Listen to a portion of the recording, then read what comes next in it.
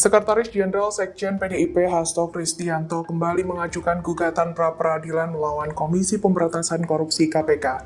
Hasto Kristianto mengambil langkah ini setelah sebelumnya tidak dapat diterima di Pengadilan Negeri Jakarta Selatan. Dikutip dari Kompas.com, keterangan ini disampaikan kuasa hukum Hasto, Roni Talapesi, Minggu 16 Februari 2025. Roni mengatakan timnya telah mengajukan pra-peradilan kembali setelah tidak diterimanya gugatan Hasto dalam putusan persidangan sebelumnya, Jumat 14 Februari 2025. Di sisi lain, secara terpisah dikatakan kuasa hukum Hasto lainnya, Magdir Ismail, mengatakan pihaknya mengajukan dua permohonan pra-peradilan atas dua pasal yang disangkakan KPK.